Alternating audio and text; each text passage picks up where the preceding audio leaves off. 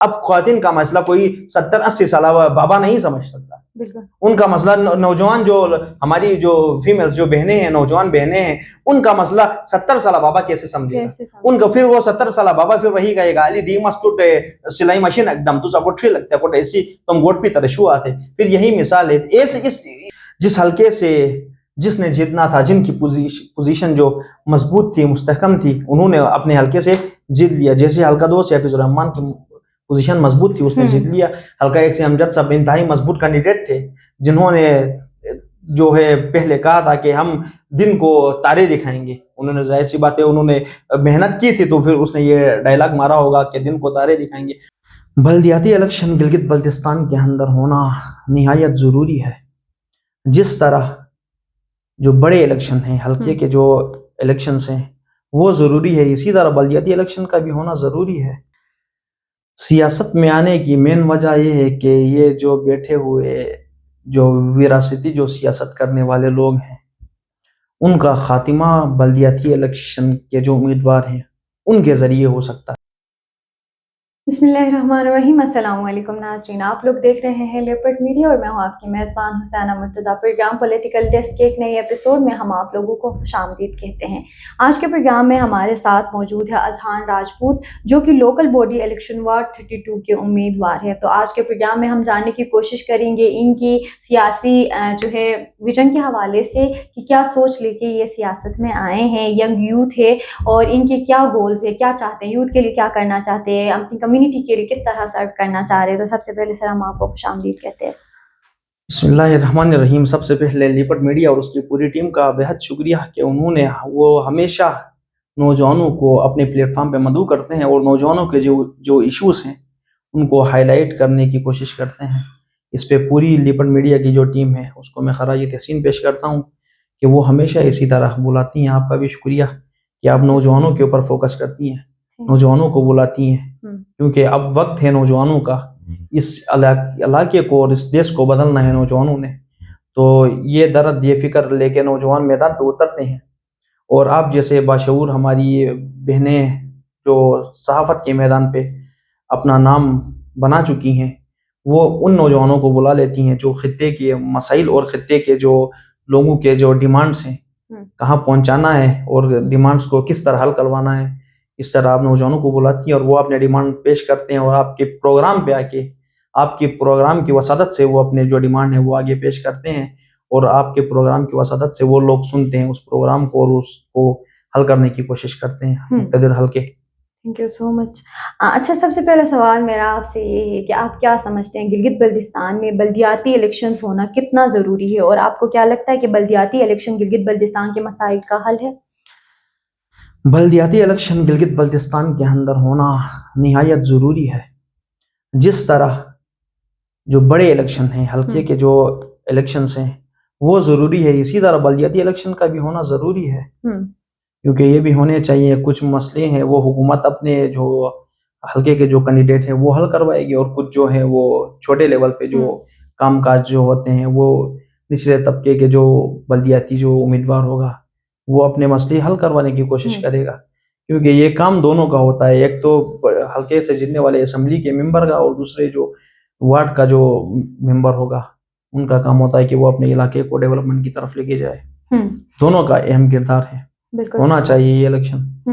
अच्छा, आप मुझे ये बताएं कि आपने लोकल बॉडी इलेक्शन में वार्ड 32 से ही जो है इलेक्शन लड़ने का फैसला क्यों किया और सियासत में आने का की जो है मेन वजह क्या है? सियासत में आने की मेन वजह ये है कि ये जो बैठे हुए जो विरासती जो सियासत करने वाले लोग हैं उनका खात्मा बल्दियाती इलेक्शन के जो उम्मीदवार हैं उनके ज़रिए हो सकता है। बल्दियाती इलेक्शन पे कोई कैंडिडेट खड़ा होगा, वो अपने हल्के से इलेक्शन कंटेस्ट करेगा, वो फ्यूचर पे आगे फिर बड़े इलेक्शन वो कंटेस्ट करने में आसानी होगी, क्योंकि ये जो बल्दियाती जो इलेक्शन है इसका जो उम्मीदवार कोई भी जीतता है वो अपने उस इलाके के लिए काम करेगा, इलाके से उसका नाम बनेगा, अपने वार्ड से उसका नाम बनेगा, वो वार्ड पे काम करेगा, तो फिर अवाम की एतमादियत वो हासिल करेगा। हासिल करने के बाद वो बड़े इलेक्शन पे कदम रखेगा, क्योंकि हमारा भी यही गोल है, यही मिशन है कि हमने इस खित्ते का दुख दर्द समझते हुए खित्ते के अवाम की हकीकी नुमाइंदगी करना है। क्योंकि नुमाइंदगी करने वाले लोग हैं वो अवाम के मसले लेके कोई एक काम नहीं कर रहा। आपके पास हजारों मिसालें आपके सामने हैं। बिजली का मसला, वो आपके जो हल्के का जो उम्मीदवार है उसके ऊपर आता है कि वो बिजली का मसला हल करवाए। पानी का मसला, पानी आपको इल्म है कि पानी जो आपको पिलाया जा रहा है वो कारगा से आने वाला पानी, हजारों जंग आलूद जो पुराने लोहा किस्म की जो मशीनरियां, लोहा को पिघलवाने वाली मशीनरियां अंदर लगी हुई हैं, जिन मशीनरी का जो पूरा जो निज़ाम है वो दरिया पे बहता है और वो पानी जो है वो सीधे नालके पे पहुंच जाता है, जिसकी वजह से कैंसर के मरीजों की तादाद गिलगित बल्तिस्तान के अंदर बेहद ज्यादा हो चुकी है। ये मसले हैं। पानी का मसला है। रोड का जो इंफ्रा जो स्ट्रक्चर है, आप खुद देखती हैं, आपका खुद गुजरना होता है, रोड की जो खस्ता हालत है, इस रोड पे चलना, मैं तो समझता हूँ कि इस रोड पे चलने से बेहतर है कि कोई इस रोड के जरिए रोड को हटा के कोई पुल बनाया जाए, एक लकड़ी वाली पुल। इस रोड से वो पुल बेहतर है क्योंकि रोड की हालत ऐसी है। इस रोड पे कोई घर से खाना खा के निकलेगा तो फिर आधा रास्ते फिर उसको दोबारा भूख लगेगी। ये इस किस्म का रोड है। एक बार उखाड़ा जाता है, फिर बनाया जाता है, फिर उखाड़ा जाता है, फिर बनाया जाता है। अब देखें आप रोडों पे लाके वो जो मिनहोल किस्म के बड़े बड़े वो खड्डे निकाले गए हैं जो इदारों की तरफ से, क्या पता वो खड्डे उस इदारे का जिम्मेदार अगर मर जाता है तो उसको दफनाने के लिए वो खड्डे निकाले हैं। वो खड्डे कहीं अरसे से बंद नहीं है, जिससे सिटी हॉस्पिटल के बाहर एक वाकया पेश आया, बंदा गिर के नीचे। क्यों आवाम के साथ ये जुल्म हो रहा है? ये तो जो हमारी जो हल्के के जो उम्मीदवार हैं, जो असेंबली के मेंबर हैं, उनका काम है कि इन चीजों पे फौरन नोटिस दें। बेशक आपने सही कहा, इस प्रोजेक्ट पे करोड़ों रुपए इन्वेस्ट हुए हैं लेकिन काम वहां पर हमें नजर नहीं आता। होता नहीं है। बिल्कुल। अच्छा, तो मुझे ये बताएं, जिस तरह हमें जो है हालात नजर आ रहे हैं, बल्दियाती इलेक्शंस में भी तारीख पे तारीख दिए जा रहे हैं, जैसे पहले इलेक्शंस में हो रहा था, तो आपको क्या लगता है, क्या इस बार जो तारीख दी गई उसमें इलेक्शंस होंगे? इस बार लगता है कि इलेक्शन होंगे। अगर इस बार इलेक्शन न, ऐलान तो हो चुका है पीपल्स पार्टी की तरफ से, उन्होंने वाजे कहा है, और बिलावल भुट्टो जरदारी साहब ने भी कहा है कि बल्दियाती इलेक्शन हमारी फर्स्ट प्रायोरिटी है, वो इलेक्शन करवाएंगे। अगर बल्दियाती इलेक्शन नहीं हुए, खुदा न खास्ता नहीं हुए, तो फिर हम समझेंगे कि जो पीपल्स पार्टी के अलावा तमाम पार्टी मिलके नहीं करवाने की कोशिश करेंगे। बाकी पीपल्स पार्टी तो करवा रही है। पीपल्स पार्टी के अमजद साहब ने कहा कि बल्दियाती या लोकल बॉडी गवर्नमेंट इलेक्शंस होंगे। अगर अब नहीं होंगे तो फिर उसकी जिम्मेदारी, उनकी जो जिम्मेदारी है वो नून लीग की होगी, इस्तेकाम की होगी, पीपल्स ये जो तहरीक इंसाफ है उनकी होगी। उनके ऊपर हम तो उनके ऊपर ब्लेम करेंगे क्योंकि उन्होंने वाज़ेह कहा है कि हम इलेक्शन करवाएंगे। अच्छा, तो आप मुझे ये बताएं कि अब आप अपनी कम्युनिटी के लिए आप चाहते हैं कि आप अपने नौजवानों के लिए, ख़वातीन के लिए काम करें, आप इलेक्ट होके आए, एक नौजवान उम्मीदवार आएगा तो जाहिर सी बात है नौजवानों के मसाइल के ऊपर काम करेगा, लेकिन आप अपने जो है वोटर्स को किस तरह यकीन दिलाएंगे? क्योंकि पहले जो सियासतदान आए, सियासतें बहुत बार हुई, इलेक्शन बहुत बार हुए, सियासतदान आते बातें करते, लेकिन जब वो इलेक्ट होते हैं, इक़्तिदार में आते, उसके बाद सारी चीज़ें भूल जाते हैं। तो आप किस तरह यकीन दिलाते हैं अपने वोटर्स को कि आप जो बातें कर रहे हैं वो बाद में आप पूरी भी करेंगे?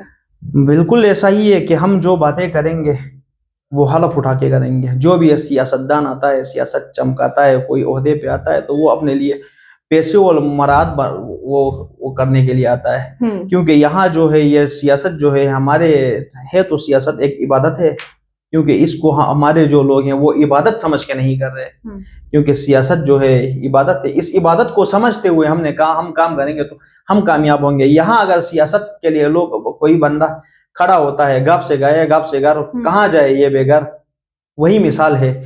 यहाँ आके सियासत पे आके लोग मकाने बनाते हैं, सियासत पे आके जमीन खरीदते हैं, मुख्तलिफ इलाकों पे अपने लिए वो जो जमीन है, जो खालिसा सरकार है, उन पे कब्जे जमाते हैं, क्योंकि सियासत उन लोगों ने इस तरह उस सियासत को खराब कर रखा है।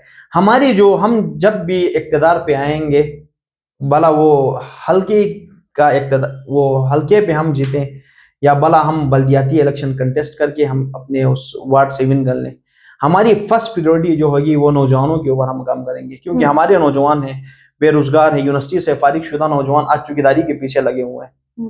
क्योंकि उन हमारे जो यहाँ जो है, आपको इल्म है कि यहाँ जो प्राइवेट कंपनीज नहीं है, निजी कंपनियों का यहाँ आना इंतहाई ज़रूरी था कि यहाँ बदकिस्मती से कुछ कमेटियां ऐसी बनी जिन्होंने को यहाँ जो नौजवानों को रोजगार देने वाली कमेटियां, रोजगार देने के लिए लोग अपने अपने वो कंपनीज लेके यहाँ आए, तो लोगों ने एहतजाज रिकॉर्ड करवाया कि नहीं भाई ये नहीं होना चाहिए, ऐसे करके नौजवानों को बेरोजगार रखा। हमारी फर्स्ट प्रायोरिटी होगी कि नौजवानों को बाशऊर बनाना और उनको बाइख्तियार बनाना, वो अपने फैसले खुद करे।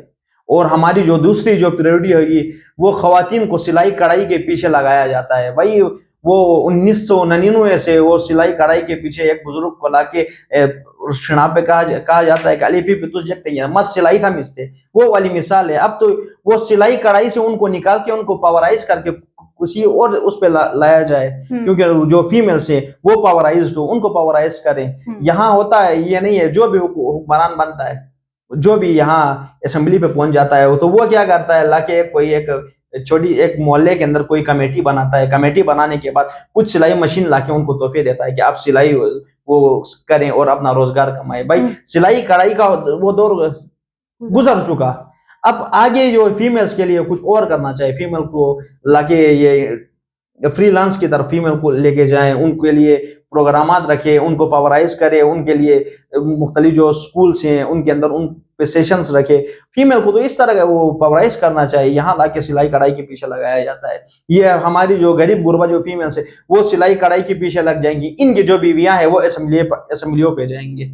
यहाँ शुरू से यही वतीरा रहा है और आने वाले वक्तों में अगर इसी तरह यही जो चलेगा, यही निज़ाम चलेगा, तो फिर हम इंशाअल्लाह वल अज़ीज़ गिलगित बल्तिस्तान की उन ख़वातीन को जो ग्राउंड लेवल पे काम करती हैं उनको लेके अवामी जो मजलिस होगा, अवामी मजलिस रोडों पे आके हम अपना मुतालबा मनवाने की भरपूर कोशिश करेंगे। क्योंकि हमने अपने नौजवानों को, अपनी जो फीमेल्स हैं उनको भी लाना है सियासत के मैदान पे। सियासत किसी की बाप की जागीर नहीं है, सियासत पे लाके कुछ जो वो सियासी खुद साख्ता लीडर्स हैं वो लीडर्स को अपने ही उनको नवाजते हैं। तो हम चाहते हैं कि किसी गरीब को लाया जाए, किसी गरीब जो फीमेल्स है उनको लाके मौका दिया जाए। वो नीचे तबके के जो लोग हैं, जो ग्राउंड लेवल पे जिन्होंने काम किया, उनको सब चीजों का आइडिया है। अब बल्दियाती उस पे भी यही है कि इस पे भी फीमेल्स को खड़ा होना चाहिए, फीमेल्स को चाहिए कि इस पे हिस्सा लेना चाहिए, क्योंकि फीमेल्स अगर हिस्सा लेंगे तो वो ख्वातीन के मसले समझ सकेंगे।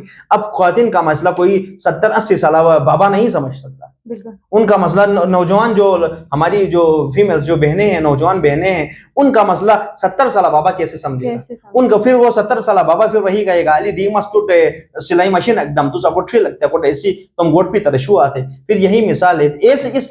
इसके तो हम शुरू से खिलाफ थे। इंशाल्लाह हम अपनी उन बहनों को उन असेंबलियों पे देखना चाहते हैं, जैसे आज जेनिफर बहादुर असेंबली पे पहुंच चुकी है।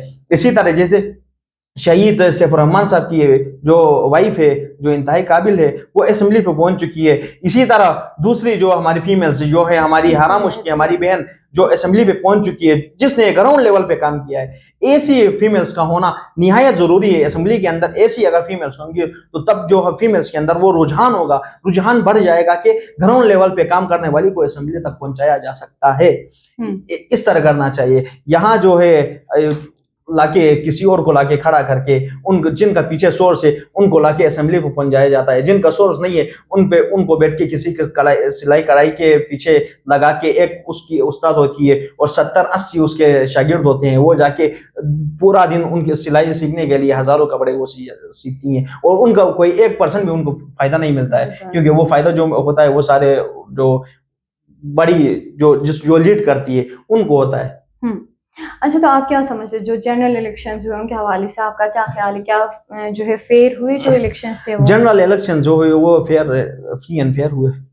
लोगों ने अपनी इजहार राय आज़ादाना तौर पे उन्होंने अपनी इजहार राय दे दी।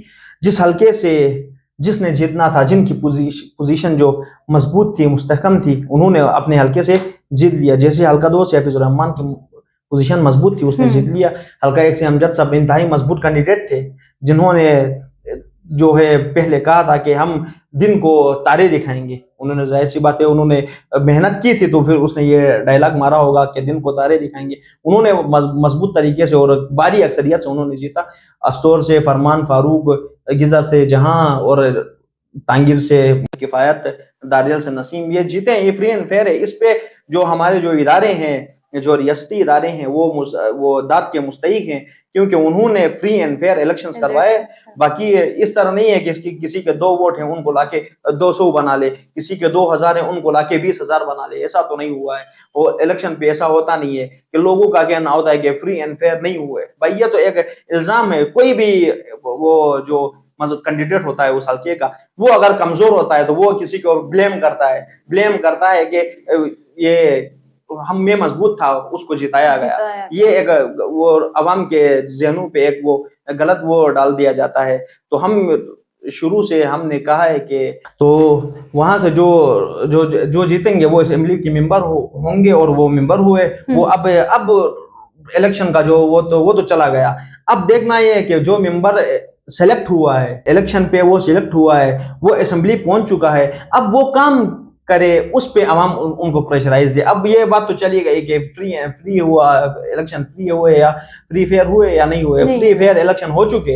इलेक्शन का जो माहौल था वो हो चुका, इलेक्शन हो चुके, जिसने जीतना था, जिसने मेंबर बनना था वो मेंबर बन चुके। अब जो बात है ये बल्दियाती इलेक्शन की, जो हुकूमत और हमारे चीफ इलेक्शन कमिश्नर साहब ने जो बल्दियाती इलेक्शन का कहा है, अब जो आवाम का जो टोटली जो रुझान है वो इसके ऊपर है कि किस वार्ड से किसने लड़ना है, किस वार्ड से। बदकिस्मती से अब मैं आपके इस प्रोग्राम की वसादत से एक जो इशू है वो चीफ इलेक्शन कमिश्नर साहब तक पहुंचाने की कोशिश करूंगा, क्योंकि आपके उस प्रोग्राम की वसादत से आपके प्रोग्राम देखेंगे।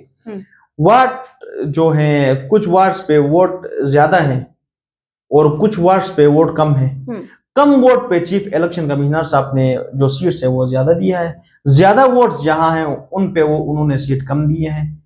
और जो वार्ड का जो इश्यूज है, जब हमें कहा जाता है कि आपका वार्ड 31 है या 32 है, मसलन 31 या 32 आपका जो वार्ड है, हमारे उस पे हम जब वो नंबर मिला के चेक करते हैं तो वार्ड 32 आ जाता है। ऊपर जब कोई और बंदा आके कहता है, या ऊपर वो लोग कहते हैं, इलेक्शन कमिश्नर का जो अमला है वो कहते हैं कि आप वार्ड 31 पे हैं। जब हम आरओ से पूछते हैं, आरओ कहता है कि आपका वार्ड 32 है। तो लोगों आवाम ने जमा करवाया है वार्ड 32 पे, और वो लोग कहते हैं आपका वार्ड 32 नहीं है, वार्ड 31 है। ये अवाम के उस पे ये एक बहुत बड़ा इशू है। चीफ इलेक्शन कमिश्नर साहब, ये एक बहुत बड़ा इशू है भाई, इस इशू को सोल्व किया जाए। वार्ड 31 32 जो आपने वार्ड्स बनाया है, कहते हैं कि 4-5 मोहल्ले उस तरफ, हमने जहां वोट दिया है हमारा वोट वहां होगा। थैंक यू सो मच, आप हमारे प्रोग्राम का हिस्सा बने। तो नाज़रीन, ये था हमारा आज का प्रोग्राम। उम्मीद है आप लोगों को अच्छा लगा होगा। तो मिलते हैं किसी नए प्रोग्राम में, मुझे दीजिए इजाजत। अल्लाह हाफिज।